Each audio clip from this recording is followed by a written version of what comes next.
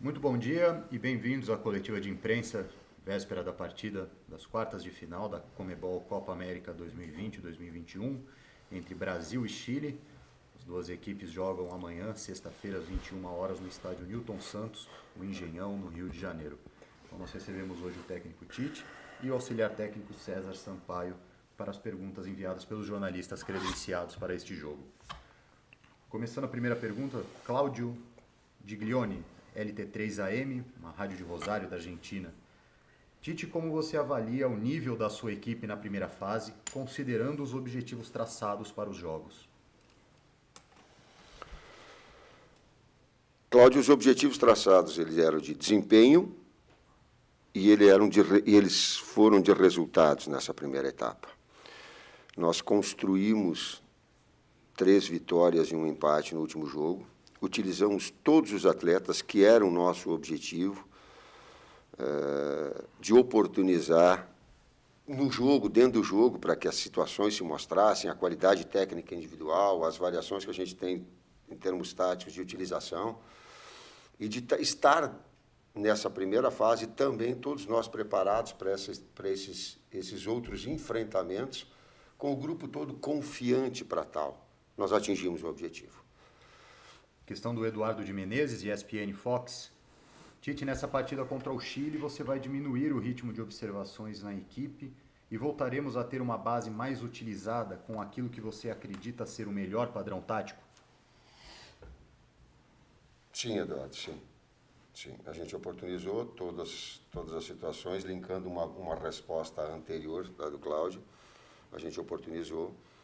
E agora é ter naqueles que iniciam, sim, uma equipe equilibrada. O que é uma equipe equilibrada? É uma equipe que mantenha aquela média de gols e criação, se a gente traduzir em números. Eu sempre prefiro análise qualitativa e não quantitativa, mas busco informações. Então, bom desempenho ofensivo e de criação, o que é? Nós temos uma média de 16 finalizações, onde elas dão 7, 8 no gol, precisas. Isso é transformar a posse de bola em efetividade e transformar isso em gol. O que é? A gente tem mantido uma média de 2 gols e meio por jogo. 2,3 em todos os jogos oficiais. Então, para a gente ter... O que é associado a isso? Solidez defensiva. Porque se tu não tiver uma solidez defensiva, tu vai fazer gol lá na frente, mas ficar intranquilo. Nós temos 0,5. Em 2 jogos nós não tomamos, 2 nós tomamos. Então, é nesse equilíbrio de equipe, projetar agora esse enfrentamento contra o Chile. Pergunta enviada pela Monique Danello, TNT Esportes.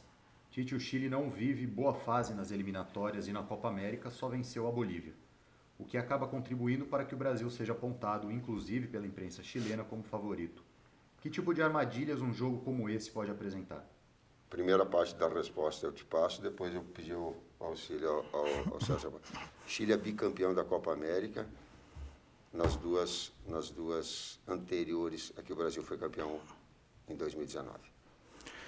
É uma equipe que tem jogadores experientes, a base ainda do último confronto que nós tivemos, né, pelas eliminatórias de Mundial. Jogadores acostumados a performar em adversidade, jogadores com renomes internacionais, enfim, uma equipe que tem no seu setor de meio campo a imposição técnica, tem 2 empates consideráveis, né, contra Uruguai e Argentina, enfim, são todos números aí que a gente tem que também considerar quando mencionamos essa equipe. Então, algumas variações táticas também, nós estamos nos atentando para tudo esse cenário, né, e preparando a melhor estratégia possível para neutralizar os pontos fortes da equipe do Chile, né, e trabalhar em cima daquilo que a gente entende ser o melhor caminho para performarmos. Professor, vou unir 2 perguntas enviadas pelos jornalistas aqui, do Rodrigo Almonacid, da AFP, e do Eduardo Gabardo, da Rádio Gaúcho, cuja temática é a mesma, são os goleiros da seleção. O Brasil tem 3 grandes goleiros. Como que você decide qual deles vai jogar cada partida? E o Gabardo quer saber se você pretende fixar um goleiro como titular ou se a ideia é seguir com revezamento durante a Copa América. 3 grandes goleiros. Tafarel é a pessoa, juntamente com o Marquinhos, que eu mais ouço. dar uma definição nesse sentido, e muito tranquilo com qualquer goleiro que possa ser utilizado. Questão da Marina Granziera, Caracol TV, da Colômbia. Como muda a preparação do time para um jogo de mata-mata? Além da questão técnica, como uma maior prática de pênaltis, como é o treinamento mental dessa equipe? Nesses jogos decisivos, a gente tem que estar muito forte em 4 fatores que eles são decisivos. A parte tática, a parte técnica, a parte física e a parte emocional. Elas têm que estar alinhadas num grande plano. Quando se consegue estabelecer e ter esse desempenho, a gente está muito mais próximo do sucesso. É isso que a gente está muito mais próximo da vitória. É isso que a gente procura ajustar. São jogos importantes, a margem de erros temos que minimizar, jogos que são decididos muitas vezes em detalhes. Dentre esses detalhes, nós temos um recorte recente aí dessas competições com a bola parada tendo uma influência considerável. Enfim, todo esse universo a gente tem não só simulado aqui, mas atletas também têm vivido, né, nos seus respectivos clubes. Essa troca tem sido interessante, né? Nós definimos algumas estratégias e eles também trazendo algo que deu certo ou deu errado, né? Então, essa troca tem sido enriquecedora aí, tendo que estamos preparados para uma boa partida. Pergunta enviada pelo Rafael Zarco, GE. Globo. O senhor alternou nomes e sistemas durante a Copa América. Creio que consolidou variações de jogo que desejava pôr em prática numa condição de menor exigência, por exemplo, que as eliminatórias, mas maior motivação do que nos amistosos? Como é que é? Eu não entendi direito. Você crê que consolidou variações de jogo que desejava pôr em prática numa condição de menor exigência, por exemplo, do que as eliminatórias, mas maior motivação do que nos amistosos? Eu vou responder com a resposta dos atletas quando a gente faz uma reunião. E eles dizem assim, da felicidade e do orgulho de estar vestindo a camisa da seleção brasileira em qualquer nível, em qualquer jogo, em qualquer situação. Claro que a gente sabe de uma importância maior que tem um jogo decisivo. Claro, eu não estou desdizendo isso, mas a gente tem que relativizar e esse sentimento que os atletas têm, dessa importância, desse orgulho que eles têm de manifestar e de produzir bem e representar o seu país, isso tem sido marcante nessa equipe, nesse grupo também. Pergunta do Gabriel Carneiro, UOL Sport. Éder Militão quase dobrou o número de jogos que tinha pela seleção neste mês de junho. Qual sua impressão sobre ele depois desta boa sequência? Está jogando muito, jogou muito, merece todo o reconhecimento. A partir do momento que nós conversamos com ele, antes do jogo contra a Argentina, e eu falei isso para ele pessoalmente, em que ia trazê-lo numa situação de concorrência leal a Thiago e Marquinhos, teoricamente os 2 atletas já carimbados, com experiência, com qualidade técnica, capitães das suas equipes, com know-how, com chancelado, mas ele botar a pressão, e ele colocou, e eu fico muito feliz em relação a isso. E o reconhecimento aos outros 2 atletas, que são 2 extraordinários atletas. Então, é bom. E, para fechar, vou lembrar do seu Enio, em Caxias. Se o cara começa a contar um pouquinho de história, ele disse assim, Tite, mas tu não vai te atrapalhar tendo 3 grandes, ou 4 grandes zagueiros, ou 4 grandes... Ele perguntava para mim, tu não vai te atrapalhar para escalar? Eu olhava para ele e dizia assim, eu não vou, seu Enio, porque se eu errar, eu vou acertar. Esse é o caso.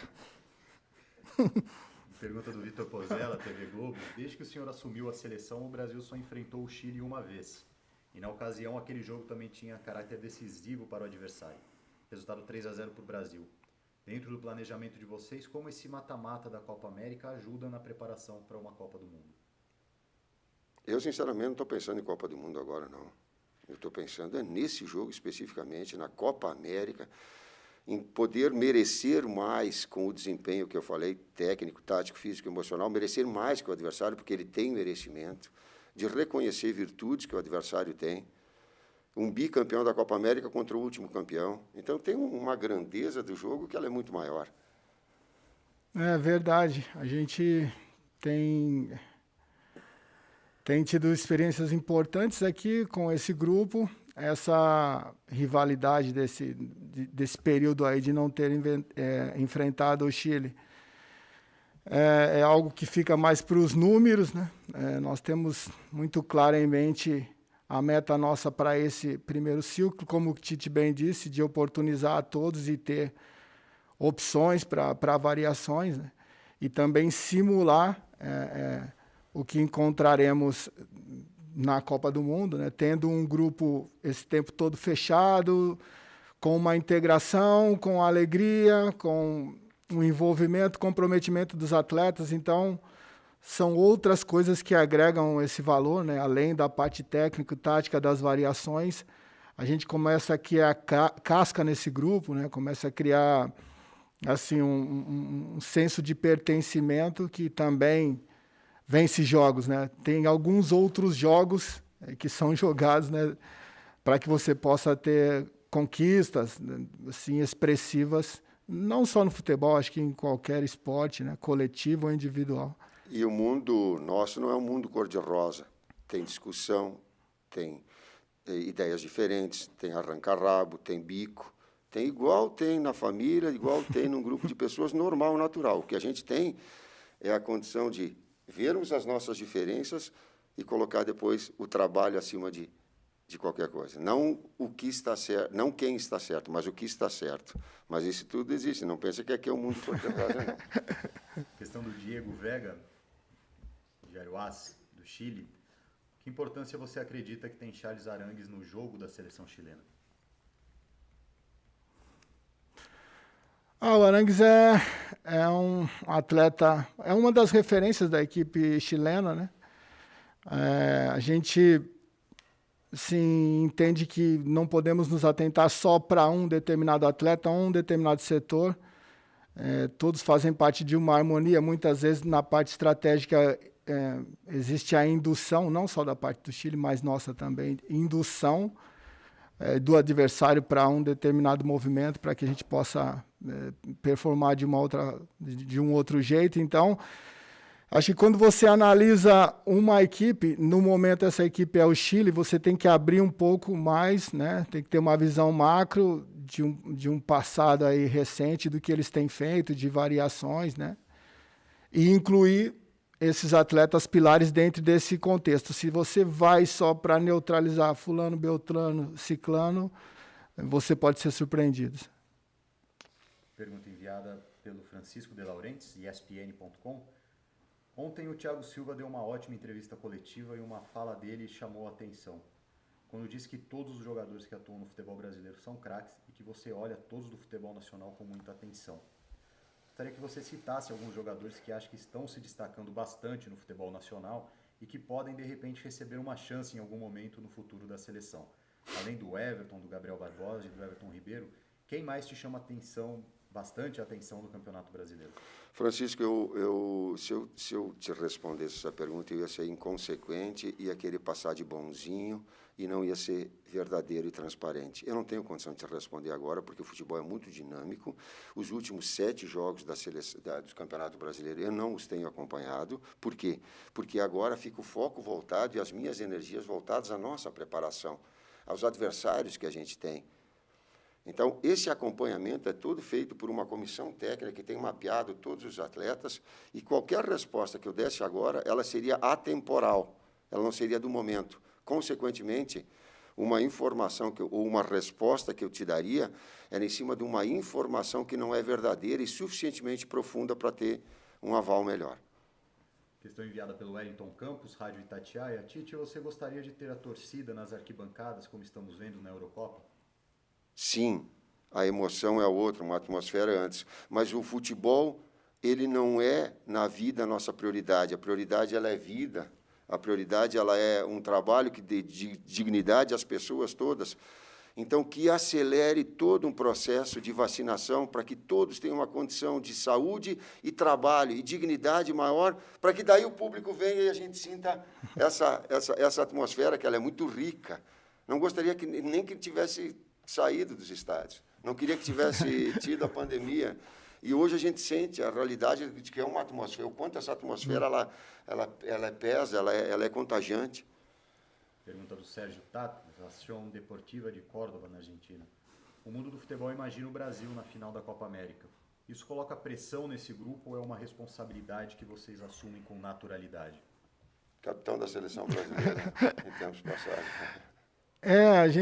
Nós tivemos fazer uma inconfidência aqui, uma interação onde o mote dessa interação foi as adversidades que cada um teve que ultrapassar para chegar até aqui. Então, confesso aí que a gente conhece, tomamos posse ainda de tudo que vivemos, né? Mas nesse compartilhar experiências, nós vemos aí que viver pressionado, né? Ter a obrigação de corresponder e tal, fez parte da vida de todos que estão aqui, né? Em geral. Quando você ocupa um lugar de destaque na profissão que você escolheu, é porque você tem primeiro prazer, amor, mas acima de tudo você consegue bater as metas. Então, é inerente. Quem quer estar em alto nível em qualquer segmento vai ter pressão, vai ter adversidade e assim, até gostoso, né? É meio masoquismo, mas a gente eu particularmente fico triste sem viver assim, né? Quando você está com tudo organizado, com tudo calmo. É algo meio maluco. Mas então, respondendo a esse o astral de todos aqui. Já estamos acostumados a viver sob pressão. Em cima dessas pressões, ter discernimento e ter serenidade é um grande desafio.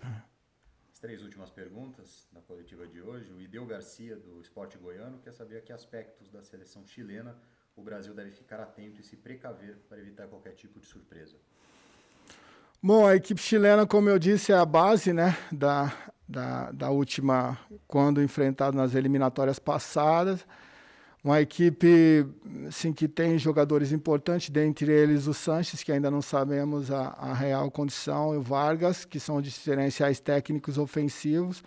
A sua força maior no setor de meio campo, um meio campo com 3 jogadores importantes, Pulgar, Vidal e Arangues.